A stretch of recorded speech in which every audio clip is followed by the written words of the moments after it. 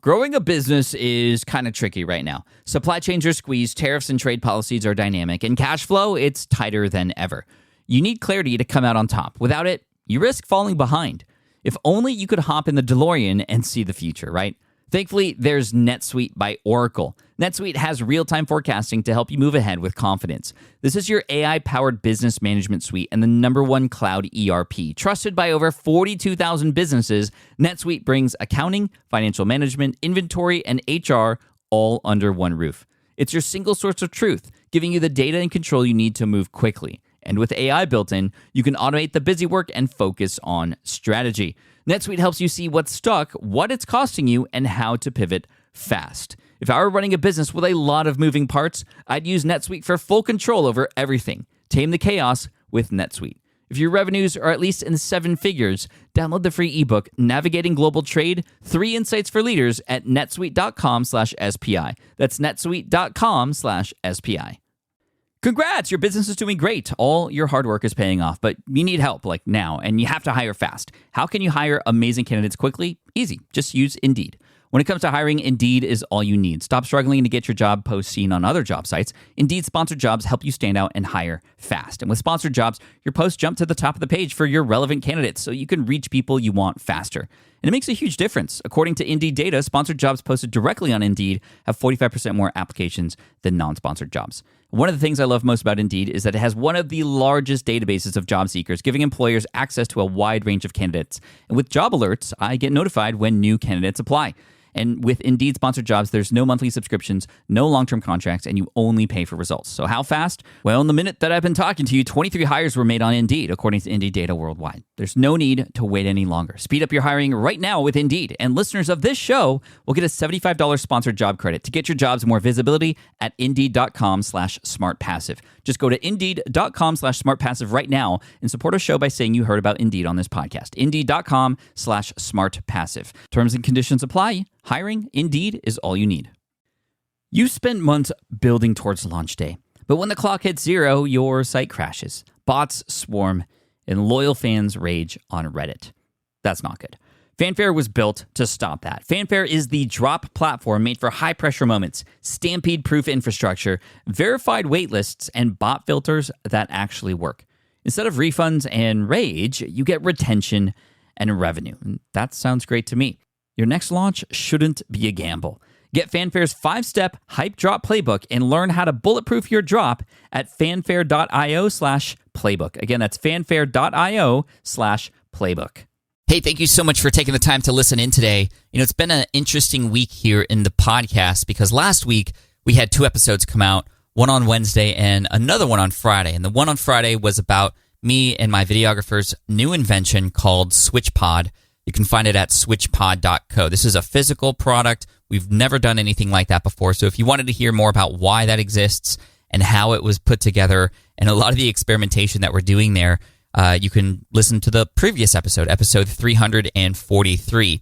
But this episode, 344, I'm really excited because our special guests are Tom and Dan from Studio Neat. And the funny story about Tom and Dan is that both Caleb and I met them in person and watched them speak on stage at Craft and Commerce, which is the convention and event that ConvertKit puts on. I was a keynote at that event, so I got to meet Tom and Dan. And what's really cool about their business is they create physical products and put them on Kickstarter, and they've been very successful. You may have heard about a product once called Glyph, Glif. This was their first product that did extremely well, which was the very first iPhone tripod sort of adapter, and it made 6 figures in the Kickstarter world, and they've since created multiple physical products, and they've got the system down. They've got some really interesting techniques, they have some really interesting structures in their business, and they have some very interesting tactics for getting involved with new physical products. They've also had a number of failures as well, which they're coming on to talk about in the show. So I just wanted to do a couple things here. One, just expose Tom and Dan to you because they are amazing, generous people. They've had a direct impact on where SwitchPod has gone to. And again, you can check out switchpod.co, which is live on Kickstarter right now at the time that this episode comes out. If you're listening to this in the future and you're interested in physical products, you can still check out switchpod.co to kind of see where we're at now with that. If it was successful, well, hopefully it will be. But Tom and Dan are amazing. They have some amazing approaches to their business. And I wanted to share how they do what they do and what they taught us, too, to help us with our physical product. And even if you don't have a physical product, this is going to be a great episode because it teaches you a lot about just how to approach different problems that your target audience might have and how you can test things to make sure that what you're about to launch is going to be successful. So thank you for listening in. Let's cue the music, then we'll get right to it. Here we go. Welcome to the Smart Passive Income Podcast, where it's all about working hard now so you can sit back and reap the benefits later. And now your host. He likes to doodle when he's on a conference call. Pat Flynn. Still using a copy-paste website? Break the template trap with Framer. Whether you're overwhelmed by traditional site builders or frustrated with cookie-cutter designs, Framer gives you the freedom to create a site that's professional, polished, and uniquely yours. Framer is the design-first, no-code website builder that lets anyone ship a production-ready site in minutes. It's free to start, allowing you to browse hundreds of pixel-perfect templates or even design something on your own on a totally blank canvas. Add bold animations like appear effects, text effects, parallax scrolling, scroll animations, looping animations, and much more in seconds. The built-in AI handles the heavy lifting, generating starter layouts, and can even translate your entire site to any language. Ready to build a site that looks hand-coded without hiring a developer? Launch your site for free at framer.com and use code SPI to get your first month of pro on the house. That's framer.com, promo code SPI. Framer.com, promo code SPI. Rules and restrictions may apply. Running a business means legal questions are inevitable. Is this contract or agreement solid? What can I do if a client won't pay me? Am I set up properly for taxes? Well, rather than trying to navigate all of this on your own or searching endlessly online, imagine having a law firm on your side without the high hourly rates. That's exactly what Legal Shield's small business plans offer. With Legal Shield, entrepreneurs get access to real legal support, contract reviews, collection letters, guidance on business formation, and even help handling IRS audits. Members can book consultations, upload documents through the app, and work with a provider law firm that understands small business laws in your state. You also get proactive help on tax and trademark questions so you can stay ahead of legal risks. And if a client delays payment, Legal Shield can send professional collection letters to help you recover what you're owed, all for a fraction of what traditional attorneys charge. Go to LegalShield.com/SPI or call 833-570-9980 to learn more and get big business legal support without a big business budget. That's LegalShield.com/SPI. Hey, what's up? Pat here with Tom and Dan from Studio Neat. I'm so excited for this conversation today. Tom and Dan, thank you for being on the show today.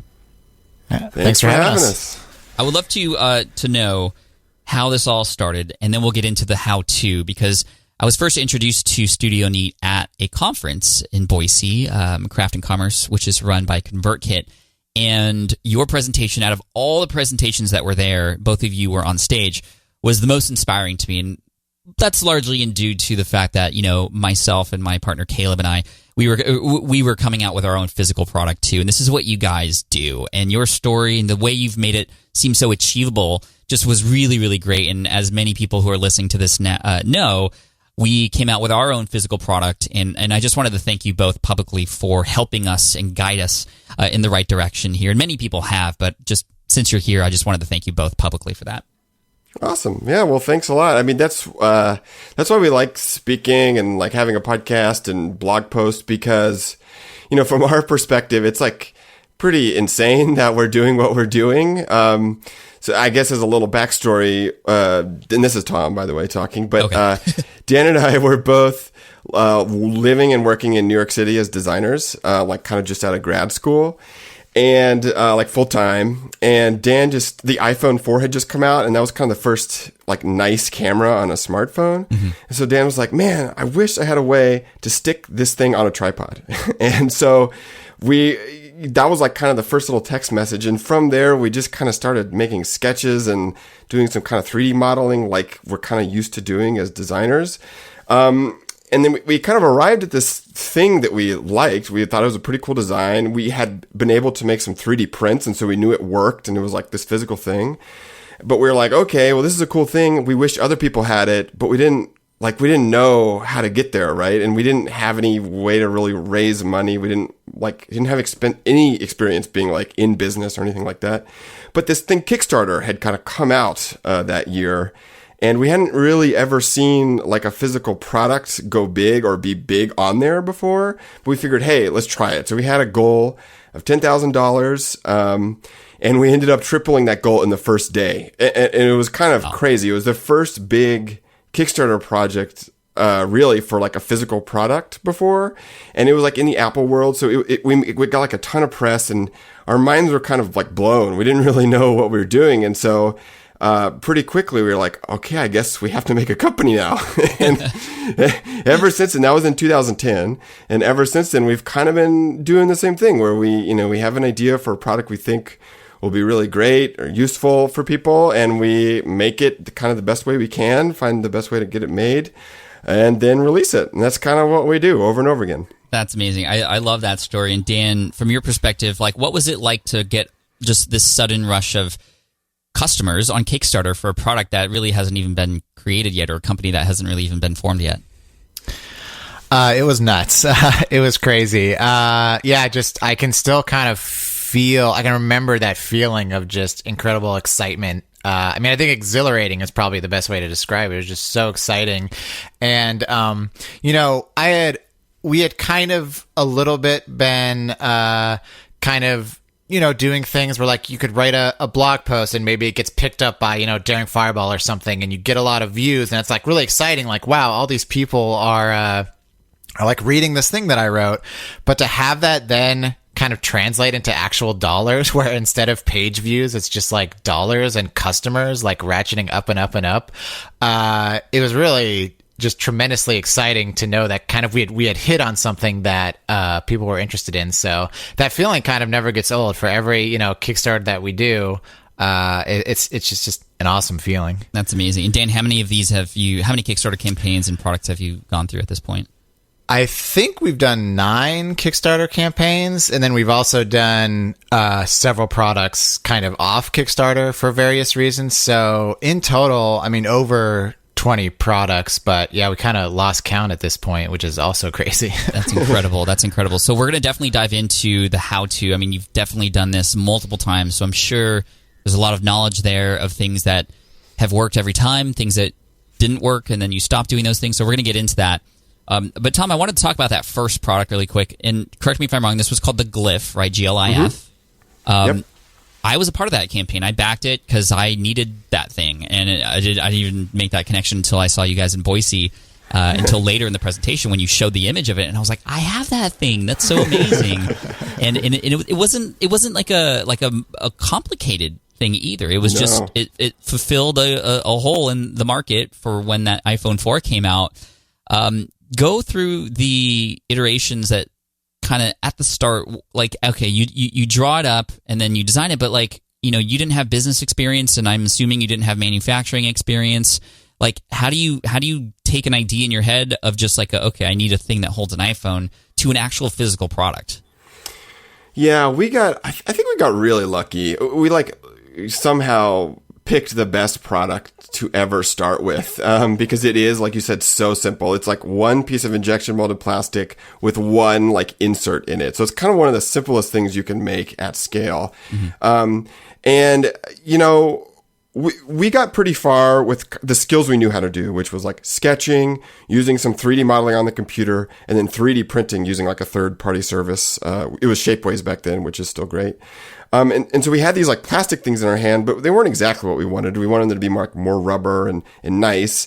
And we had never done anything anywhere like that. I said we were designers, but like Dan was doing UI design at Frog Design, and I was doing like software and some other stuff. So we had never done anything that interfaced with manufacturing or industrial design. But so we kind of just took a leap. We knew that injection molding was the kind of piece we needed, and we got some idea about how much money we needed to make that happen. And so that's where that $10,000 goal came from, to make this very expensive steel mold that you need to make these things.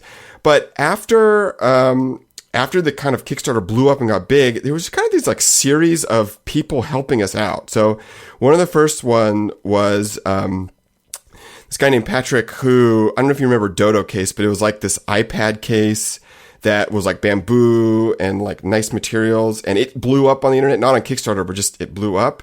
And so he had to scramble and like figure out all this stuff. And he just happened to be in New York, like after we had launched, and he's like, "Hey, I have a lot of advice for you guys. Like let's meet for lunch." And so we chatted with him, and he gave us a lot of kind of direction on how to manage this as a small team. And so he told us about like third-party fulfillment, and just kind of gave us some pushes towards some services that would help us kind of like figure that out. So that was like a huge help in kind of grounding us in, okay, like there are some services for this that like can help us out, and we can get there. But then the next huge help came.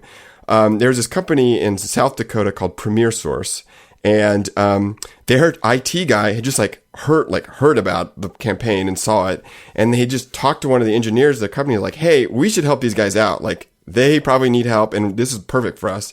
And they basically, what they do is they like make injection molds, and they do injection molding in South Dakota and Brookings, South Dakota.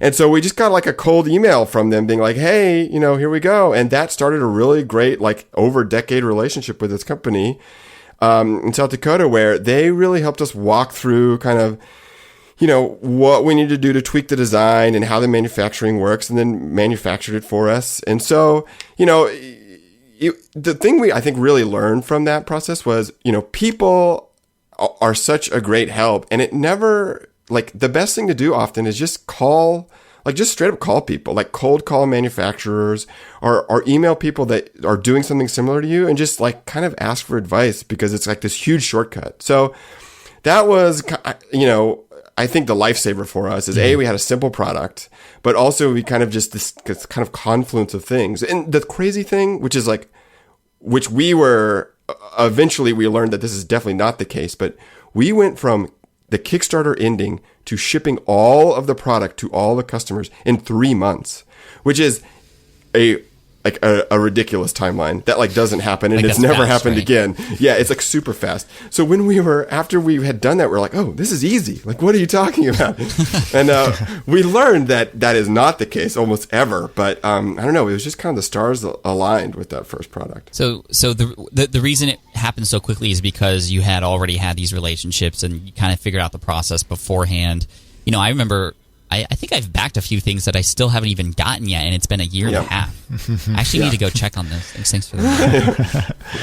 But I would love to know, when developing this product, so Tom, going to you now, was there any like forums that you went to, or like in person, did you like share it with people and get feedback, and how many iterations till you got it to the point where you're like, okay, like this is what the final prototype is going to be like, and let's now go into the molding and the injections, and like let's get to that phase. Like, how much research was done before actually getting to that point? Yeah, this is Dan, by the way. Sorry. Yeah, that's right. Yeah, we did. I mean, we were so new at kind of this process, like Tom said, kind of interfacing with manufacturers, that we didn't do a ton of research, or really even like user testing. It was a lot of just kind of gut intuition. We would get 3D prints in the mail from Shapeways, and then kind of test them out ourselves, and get feedback from our then girlfriends, now wives, and that was kind of pretty much it. And so I think that was another key lesson, is just learning that Kickstarter actually acts as idea validation as well. Is the two of us were feeling good about it, and the handful of people that we showed it to thought it was cool, but getting all those customers flooding in on the first day, that was the best kind of user testing or idea validation we could have asked for. Is just all these people with real money saying, yes, I want that thing. And so then we just kind of just scrambled from there. And, in terms of like figuring out how to actually manufacture this thing, we didn't have a choice. It's like, well, we have all these customers now. We better make this happen. So it was kind of an incredible motivator and an instigator to be like, well, there's no turning back now. We got to figure this out. So I think we're really fortunate that, like Tom said, it kind of all the stars aligned, and it just went really smoothly for our first campaign, which wasn't always the case in future campaigns. Yeah, so like to provide some advice. So now, having done this and kind of, tried some more difficult and more complex products, our development process takes well over a year sometimes, just from, idea to, okay, now's ready for a Kickstarter campaign. Because we've learned that we got really lucky with the glyph, and partially that was because it was so simple functionality. Like you could describe the whole product in like a single tagline, like completely. So there wasn't a lot of like gotchas there. It was like, okay, it just had to hold your phone securely. So that's like pretty simple. Mm-hmm. But now that we've tried at some of these larger and more complex products that have a different value proposition or need to function in some way, we've started doing a lot of that stuff where, we'll make prototypes, we'll get to a point where we're pretty happy with it, and then we'll send it to some kind of beta testers. And so we have friends who we trust where we will make some prototypes that are betas and then send them out to them and try to have them honestly use them and honestly evaluate them. So there's the whole design of the usability side and like market fit, which like Dan mentioned, like Kickstarter super helps. But then there's the whole manufacturing validation. Like, okay, can you make this thing? And so the design kind of works in like three phases as we see it. So there's this first like ideation where you have an idea of like what it should be. You kind of bring it to life from your mind and you kind of develop it into something that works, and it works pretty well. And it might look good on paper, it might look good in a rendering, and you might have an idea about how it would be manufactured, but you don't know how much it would cost. And it's kind of just this fuzzy thing. And that's good enough to where you can send it to people and get feedback, right? But then you have to figure out, okay, like how do you make this thing and how much is it going to cost? And then what changes do you need to make to get there? And so for that, we do a lot of, we've learned a lot over time, so that helps us. But really, sending drawings to manufacturers, that by the way, we find by just Googling, sending drawings to manufacturers, getting them to look at it and talk about it. Like you can just call them up on the phone and they'll walk through like, oh, this is tricky, this might be expensive, blah, blah, blah. So it's kind of this massaging process where you try to talk to manufacturers, find the suppliers, find the pricing, and then massage the design as you go. Then, you launch it. Hopefully with Kickstarter, you get a successful Kickstarter, everything works. But then there's a hidden third design phase, which is after it started being manufactured or you're getting production samples, often there are problems that come up, and that requires you to change the design usually. And so there's that third process is the thing I think that people really underestimate, especially on Kickstarter. It's their first time. Things are going to go wrong, or things are going to be not what you expect. And so learning to be flexible and really have an open communication with your manufacturers, the people making it for you, and doing a lot of prep work to kind of minimize what can go wrong in that kind of third phase. Yeah, I'm scared. we're still on our first one, and so far things have been going fairly well. And but we are flexible. We're entrepreneurs. We know that that's just part of the process. I'm curious, Dan, can you speak on after your first idea, which kind of just came from hey, this new product came out, we need this solution. You've done many more products now. Are these just random ideas that come at you, or do you have people pitching you these ideas, or where are these ideas coming from? I'd love to speak on this for the audience who is, physical products sound interesting, but they just don't even know where to start. Yeah, that's a great question. I'd see the vast majority of our product ideas come from basically scratching our own itch, kind of finding what we like to say, just these little frictions in our lives that we think we could design a solution for. So we're basically, selfishly, we're kind of designing products for ourselves. We're designing things that we want and kind of assume that other people want them as well. And then, we can use Kickstarter to validate if that's actually true. Mm-hmm. And so, yeah, we don't really take solicitations of, ideas from just random people. And so initially when we were starting, we were just kind of bouncing all over the place from product category to product category. And that was fun and interesting, but also created some problems. And so I think we've settled down a little bit since then to where we have these kind of genres or like product categories, and we're interested in, building them out a little bit and seeing what happens. So for example, we have kind of like stationary stuff now. We have a notebook and a pen, and we're interested in making more notebooks and more pens to kind of all work together. So we're doing a lot of that stuff now. But we're still always willing, if we get a really exciting idea, we're willing to jump into another product category, because that's what we've kind of been doing this whole time. But just to give a specific example that I think is kind of interesting is when we followed up the glyph with our second Kickstarter, which was the Cosmonaut, which was like a wide grip iPad stylus.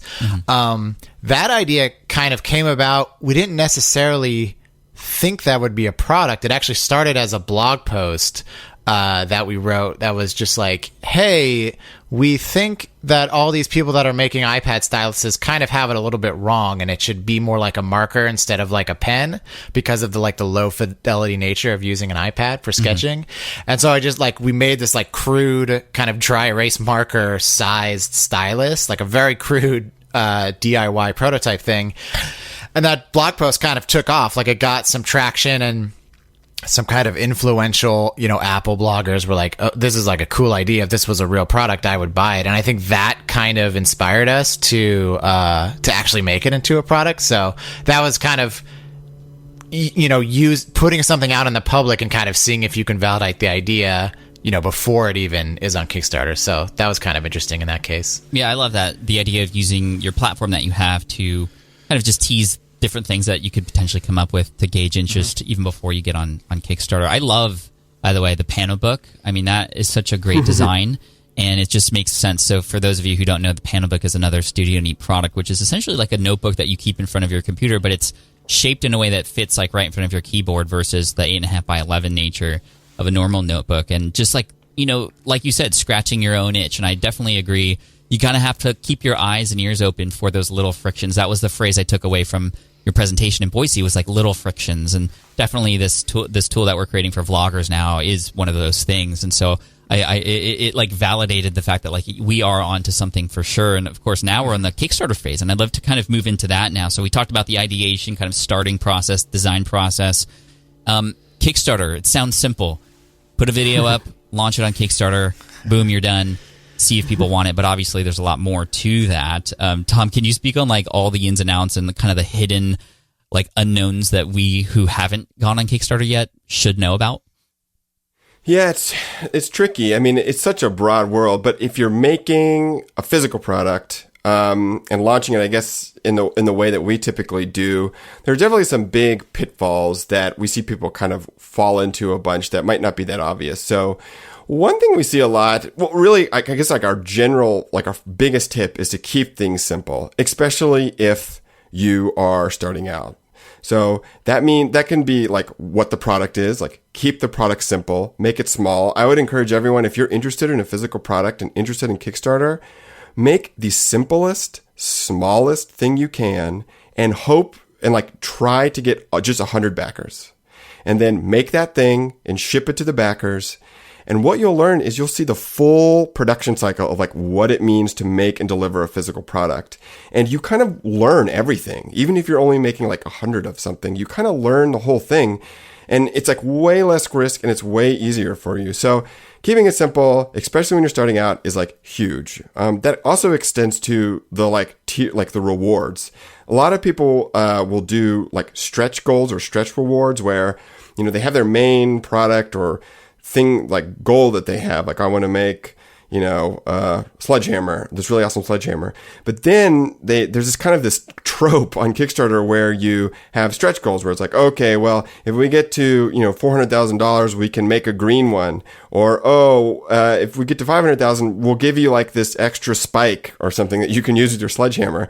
And that seems like a great idea because it might kind of juice the numbers and help you drive the campaign some, but it also is very distracting because to make that spike that you're also selling with the sledgehammer might be more complex to make than the sledgehammer. It's really difficult to know, especially from the beginning, where the problems will lie and what happens. And so wouldn't it be a shame to have all these problems and delays and cost overruns from the kind of add-on things opposed to like the original product you just really wanted to give to people. So we advise people to just like stick with one or two tiers for the reward and keep it just very simple. There's no reason to kind of like goose it. And then Dan, I don't know, can you think of anything else that's like an obvious one? Those are the huge ones. Oh, sorry, I know one more.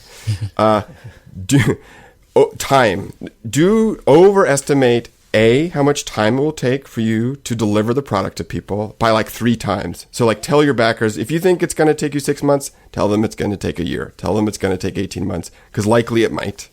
So that's one, like really overpromise or underdeliver. Overpromise and underdeliver. That's what you do, folks.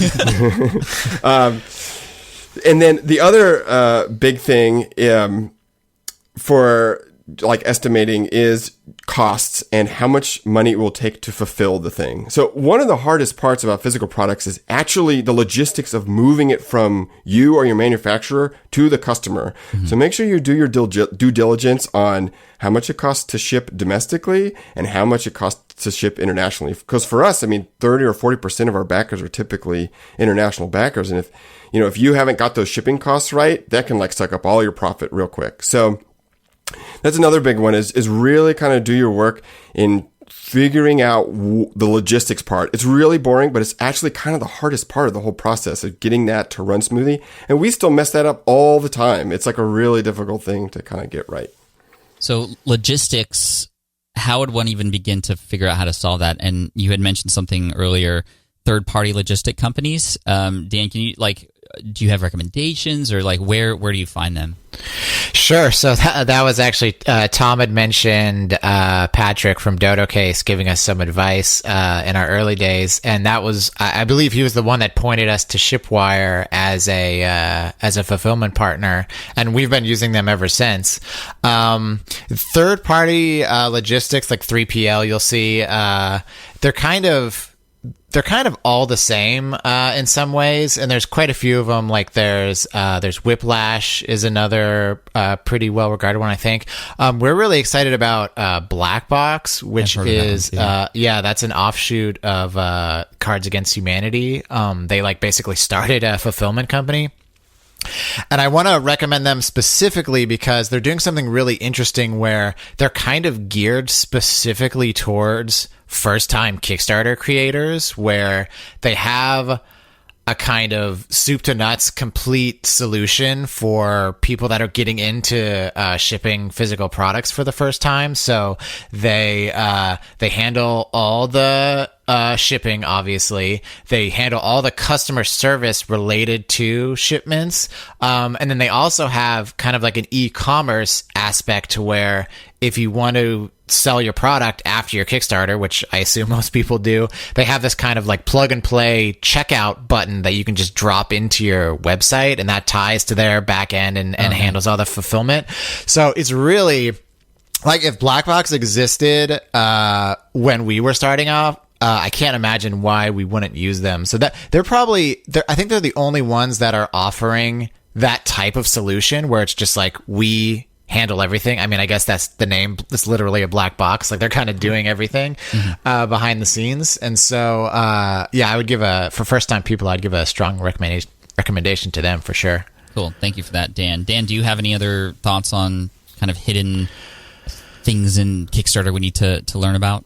Yeah, I think Tom touched on a lot of them. I would say, to me, it's always about clarity. And so like have a short video that's really focused. Don't have a ton of reward tiers. Like try to keep it really simple and really clear.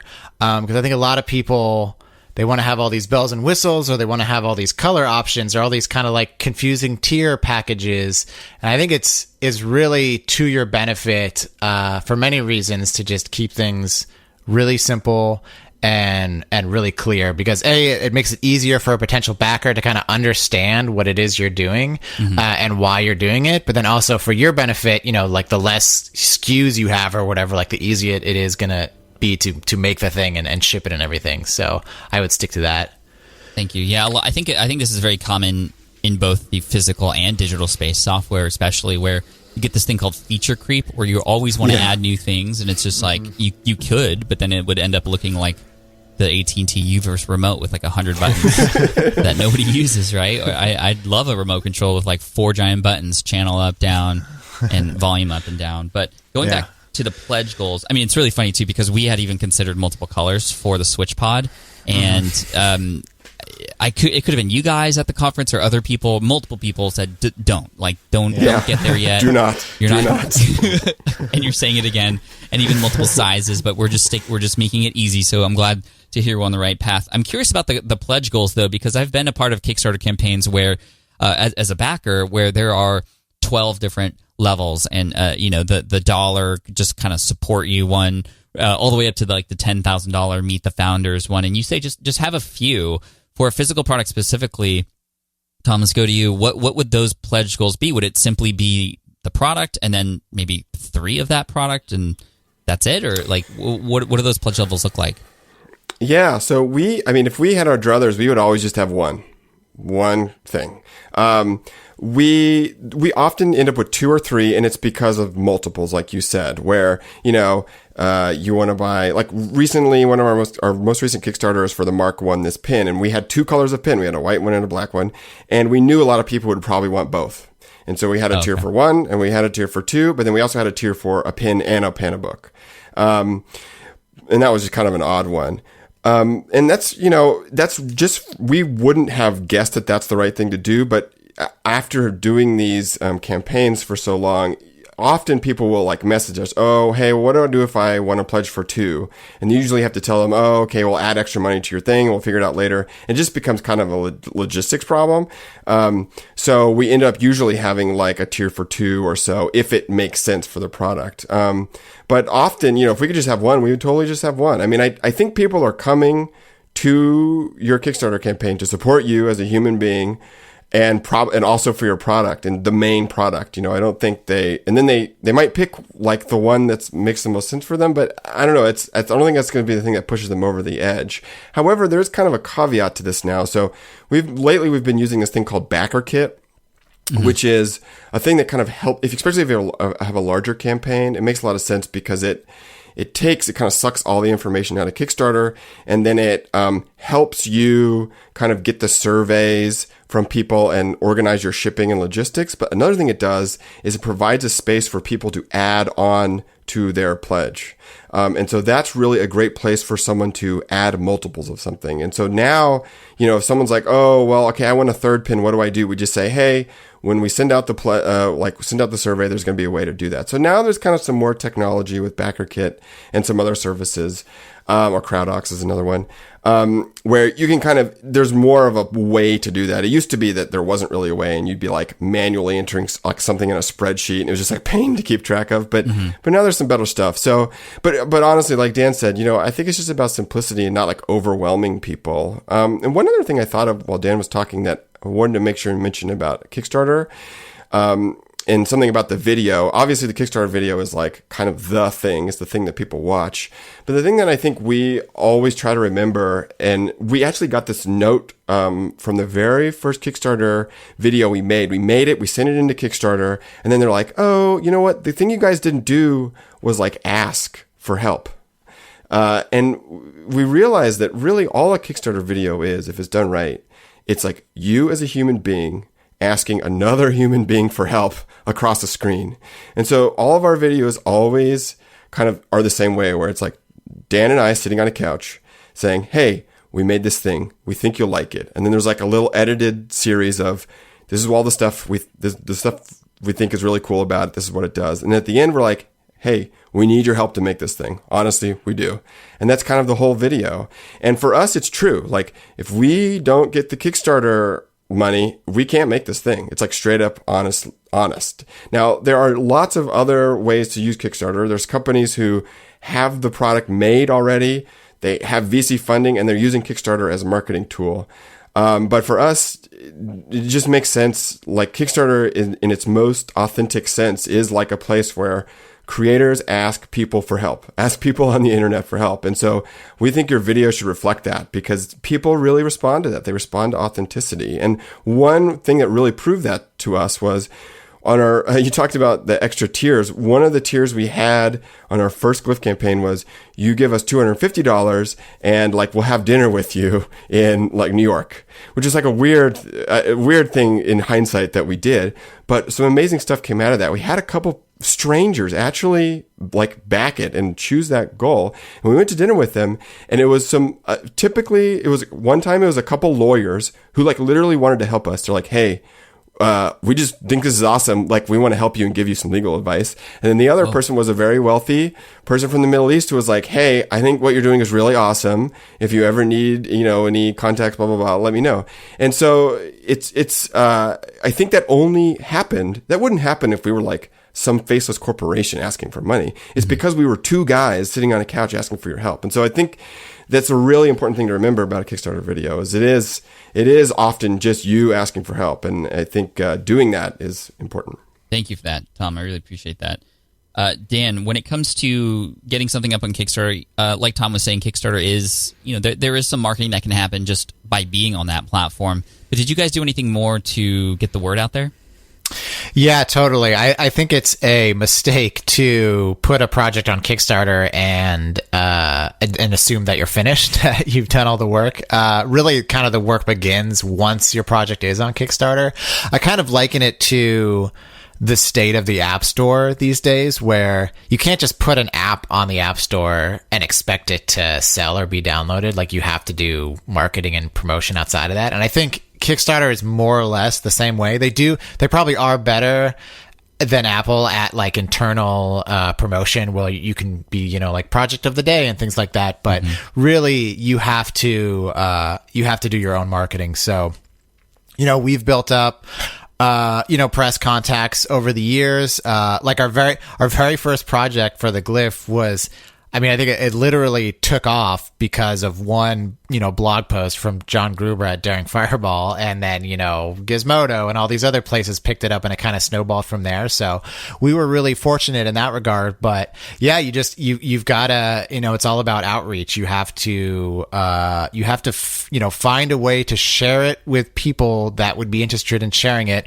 And kind of like Tom was saying, going back to the authenticity, it can't be PR spam either, because again, at this point, Kickstarter projects are a dime a dozen. What is special about yours? What is interesting about it? Why are you super excited about it? Like, that needs to come through in your pitch. Otherwise, it's just another Kickstarter project. So yeah, that on authenticity and why you're excited about it and why you think it's interesting. It's super important to communicate that.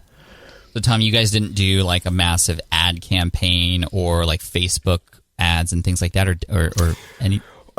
We had until the last campaign, we had never done any paid advertising for Kickstarter. It was all organic, but we tried out this company called Jellop, Jellop, which is like dollar spun 180 degrees. But what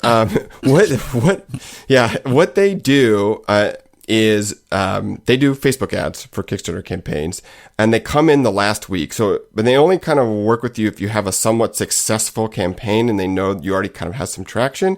And they come in and they run Facebook ads for you, and then they basically take a cut of whatever they like bring into your campaign. And that was the first time we'd ever done any paid advertising for a Kickstarter campaign, and just it's kind of like an experiment. We didn't put a lot of money into it, but we tried it out, and it was pretty successful. It was pretty good. I think we ended up it was probably like a 30%. It ended up being, after you pay for the advertising and their fee, it was like a 30% roughly like take off of any pledge that we got, and we had the margins to support that. Cool. But sorry, go ahead if you had. No, I was just saying that's awesome that it was positive ROI.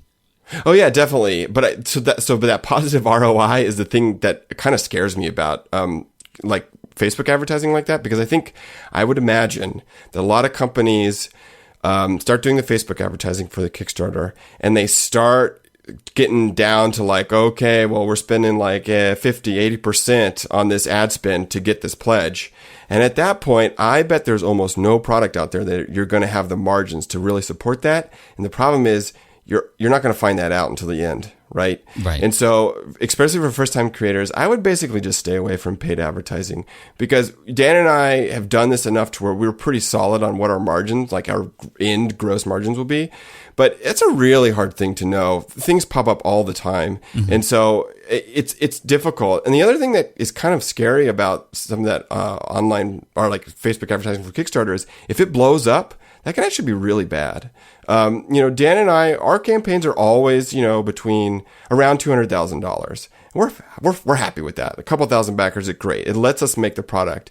If we had a campaign with 50,000 backers, a couple $1 million, it would, even for us who've done it a lot of times, it would be pretty rough, I think, because the game changes when you're at that level. And so I don't know if, especially when you're starting out Kickstarter, that huge growth is what you want. It's like I don't know, it's a really risky proposition in my mind.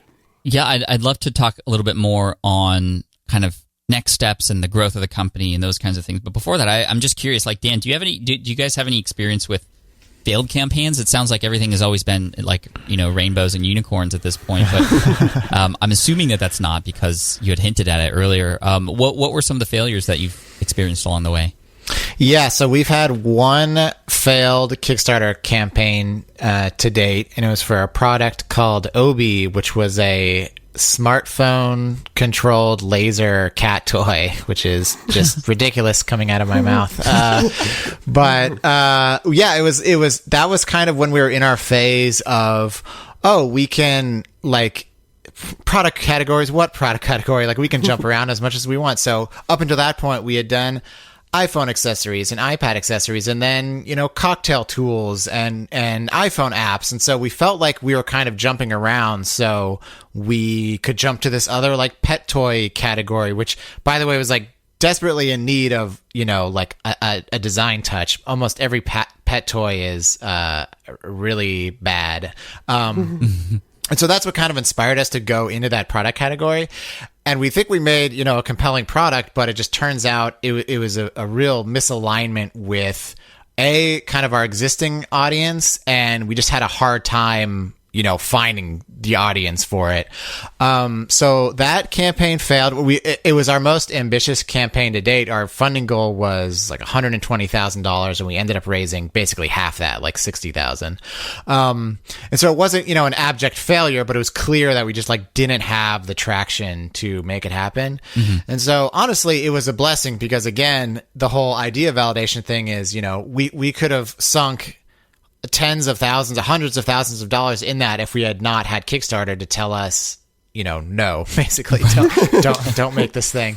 And so aside from that, I think it was a real, it was kind of a come to Jesus moment for us a little bit as a company, where it's like, okay, we need to acknowledge our existing audience and think of ways to serve them. So we kind of followed that up with some more, Apple related products, like, we made some iPhone and Apple Watch docks, charging docks and things like that. But even though we've kind of continued to, feel the freedom to jump product categories, like I said, we're doing stationary stuff now, it still feels like a much tighter alignment with our existing audience and our existing fan base than kind of the pet toy, which I think was a little too off kilter. So I think I really value that moment as kind of a really important moment in the history of our company, even though it felt terrible while it was happening. But I think we came out the other side, so that's good.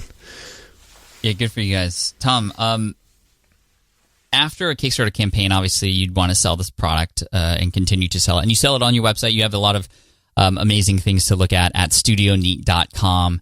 So go ahead and check it out there for all of you listening right now, studioneat.com. You can see a lot of their previous Kickstarter successes now for sale for you, like the panel book and other things like that.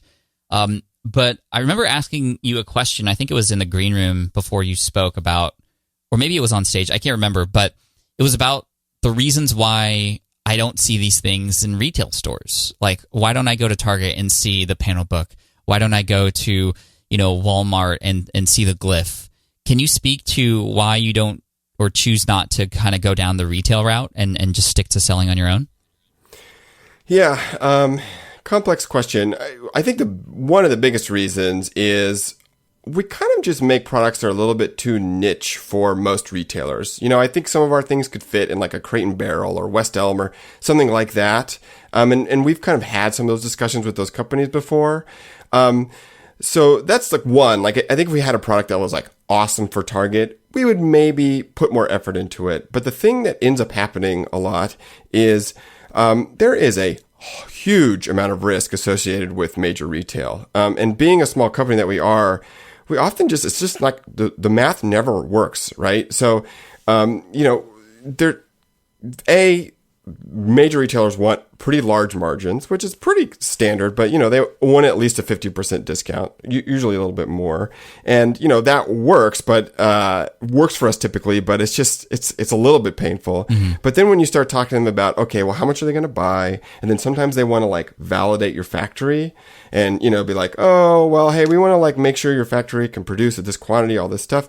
It ends up being like a lot of steps you have to go through. And then you find out, oh, well, they have a buyback program where if we don't sell all your product, you have to buy it back from us. So, it ends up being the situation where, oh, great, let's go to Target. And they're like, okay, great, make 20,000 units for us, okay? And then we'll pay you 90 days later. And if we don't sell them all by like not placing it well or whatever, or it's not a good fit, then you guys have to buy them back from us. So it's just like a lot of risk associated with major retail, and we don't see a lot of upside. Mm-hmm. That's not always the case. Sometimes there's some smaller places, like a Crate and Barrel or something, where they don't want as many units and we could do it, but there's a lot of rigmarole and packaging requirements and things you kind of have to go through. And really, we've decided to set ourselves up for e-commerce really well. So we have our own website that's like direct to consumer. So, you go on there, it ships from our warehouse directly to you. It's great. We have a good customer relationship there. Then we also do, sometimes half of our revenue is on Amazon.com. And for us, that's kind of our wholesale channel. Mm-hmm. So it's not wholesale, but it feels that way. So Amazon takes like 30-ish%, and we use their Fulfilled by Amazon program. So it's really cool because people with Amazon Prime get free shipping on our stuff. So, we just send bulk inventory to Amazon. They put it in their warehouse. They distribute it all over the country, so it will ship quickly. And then, they literally handle the customer service. They handle everything after that. And so for us, that's where it makes sense to us. Like, we can have our branded personal experience on our website. And if someone is like wanting something quick, or they are just browsing Amazon or whatever, they can go through Amazon. So for us, that's kind of fitting the bill for us instead of major retail. And honestly, we have a little like mastermind Slack group with a bunch of other companies that are like similar to us, and none of them have had a good experience doing major retail. I think we're just too small. Honestly, I just don't think we have the infrastructure and the like scale to do it well. It's really hard. It's really tricky. Well, even if you did, it's like, initially when I think about physical products, I'm like, the dream is to get into like a Walmart, or the dream is to get into Target and just have it be in like tens of thousands of people's hands. But then, like you were saying, like the logistics and just like, is that what you really want? I mean, it's just that was the dream, I think, for a lot of people. But now with the internet and the tools that we have access to and the experiences that we could give our customers on a much more deeper level, like maybe that's not even a thing that you would want anymore. Yeah, I don't think so. I mean, so we have a friend company, Lumi, and they're like Design a U line. They're really cool. So if you ever want custom packaging or anything, go to lumi.co, Lumi. But before that, they made this thing called IncoDye, which was basically this really cool way to do like screen printing and then have it be sun activated and stuff on shirts and leather.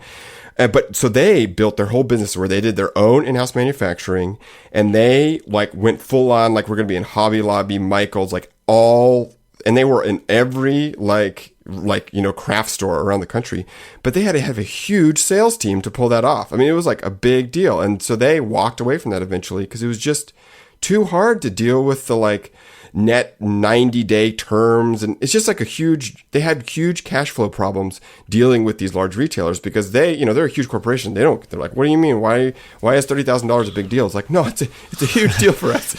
So it's just like, it's kind of playing the wrong game. And for us, the way we think about our business is, we let the big companies make these big products and we fill in the gaps. We don't need to sell, 100,000 of a product for it to make sense to us. We can sell 5,000, 10,000. It's a great product. And so we do the things that our large companies just won't do because it's too niche or whatever. So we're super happy being where we are. I mean, we don't have any aims to like, go clobber any big company. It's like, what's the point? They make boring stuff anyways. Yeah, I love that line of thinking, Tom. Thank you for that. And Dan, I'd love for you to help finish this off by talking about your team and the size of it. I was very surprised to learn who is all involved with the amazing business that you have. Can you share and reveal like the size of your team, Dan? Yeah, so as Tom was talking, I did want to clarify, because I don't think we actually mentioned it, is our company, Studio Neat, is literally just the two of us. So just the two of you? Just the two of us, and so we don't have a sales team or anything like that. So that obviously plays into, not doing these retail things and such.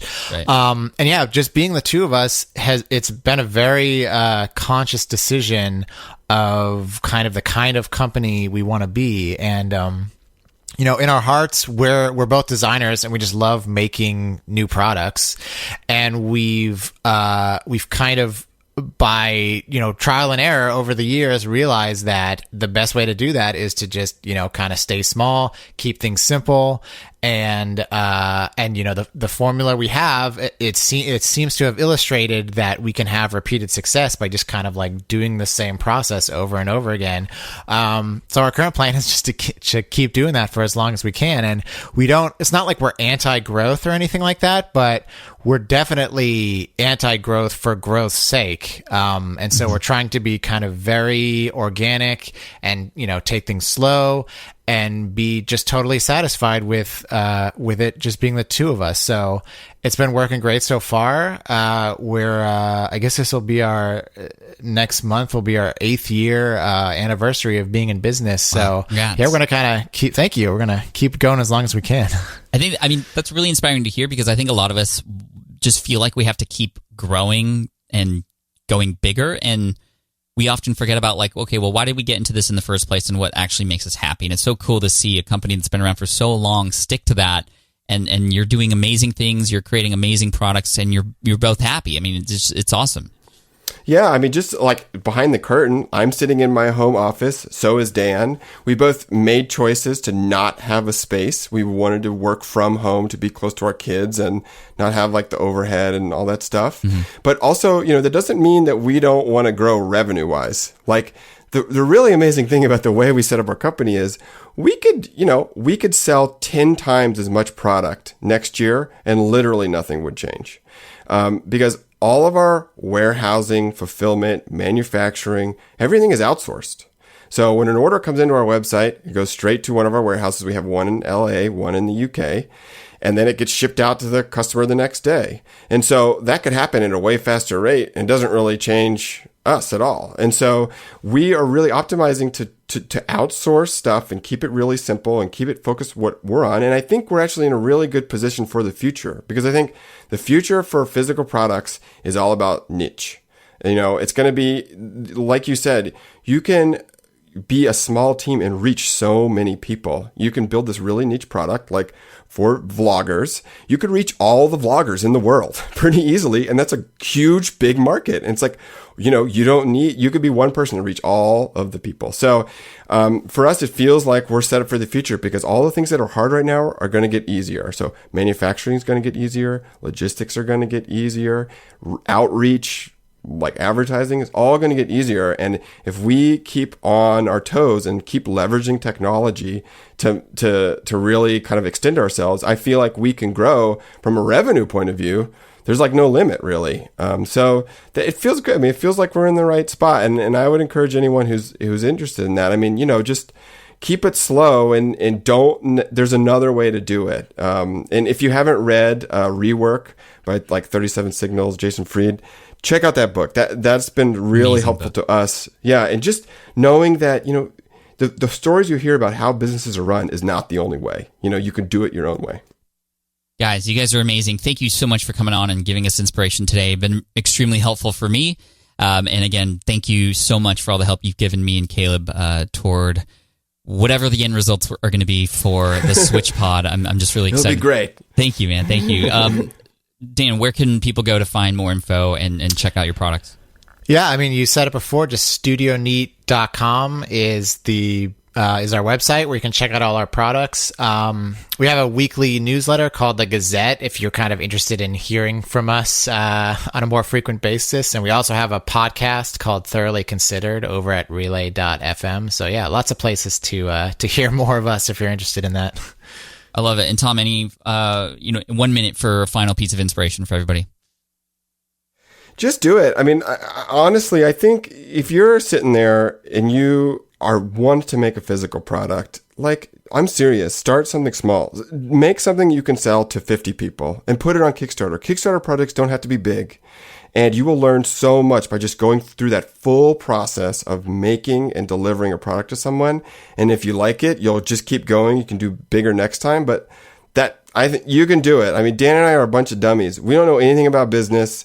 We make our decisions on our gut, what feels right, and we just try to do it the right way, and like, you can totally do it too. Love you guys. Thank you so much for coming on. Appreciate you. Yeah, thanks you. Thanks for having us. All right, I hope you enjoyed that episode with Tom and Dan from Studio Neat. You can find them at studioneat.com and all the amazing products there. If you want to check out the show notes and get links to all their other resources, the products that were mentioned. Unfortunately, that cat laser thing is not available. But I can see why it didn't make sense for them to continue to put more resources into that or try again, because they've really honed in on what they do, how they do it. It's just so interesting that they've stuck with a small team, yet they've been incredibly successful. So hopefully some encouragement for you, especially as you hear a lot of these business owners continue to grow and build and scale with large teams. You don't have to do that. And I think that's a big lesson there that is one of the many takeaways in this episode. So if you want to check out the show notes, all you have to do is go to smartpassiveincome.com/session344.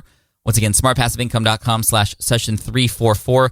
If you haven't yet listened to the episode with me and Caleb talking about the beginnings of our invention and how we put it together, you can find that in the latest episode on your device or smartpassiveincome.com/session343.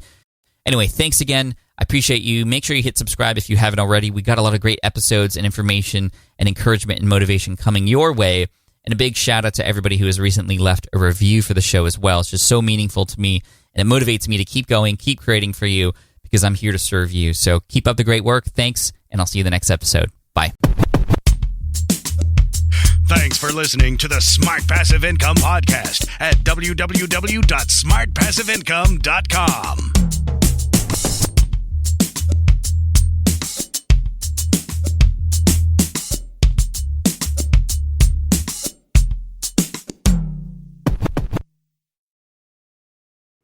Hey there, quick pause here because I have to tell you about a tool that completely transforms the podcasting workflow, Riverside. I get it. I used to juggle multiple platforms just to record one podcast episode. It was exhausting. Zoom for recording, Audacity for editing, and then a bunch of different apps just to create clips and social posts. I've tried other ones as well. They were okay, but they were clunky and super time-consuming.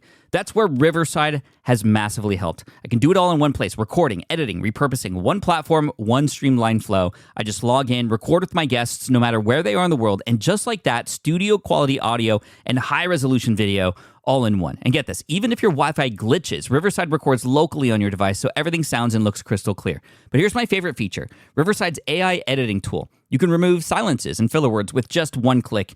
Hours saved. With Magic Clips, Riverside also automatically finds the best moments and turns them into ready-to-post videos for YouTube Shorts, TikTok, Instagram, all without the extra editing. So if you're looking to level up your production quality and simplify your workflow, go to smartpassiveincome.com/Riverside and use code SMART to get 1 month free on the Pro plan. That's smartpassiveincome.com/Riverside, promo code SMART. It's built by creators for creators, and I think you're going to love it. More people dream about building their own business and being their own boss rather than retiring early. But a majority of them never even take the first steps to register the business. Why? Because starting a business can feel overwhelming. With legal forms, paperwork, finances, it's a lot. And that's where Taylor Brands comes in. Taylor is a complete business builder designed to make launching your business simple and stress-free. You can register your LLC in just minutes, keeping your personal and business assets separate from day one. And from there, you can get access to everything you need to get off the ground, from legal documents, licenses and permits, invoicing and bookkeeping tools, and even a 100-day business coaching program to help you hit the ground running. You'll also get a free personalized business plan, branding tools, and so much more. And of course, our listeners get an exclusive 35% discount to get started. Just head to taylorbrands.com/SPI. That's TAILORBRANDS.com/SPI. Stop dreaming, start building with Taylor Brands.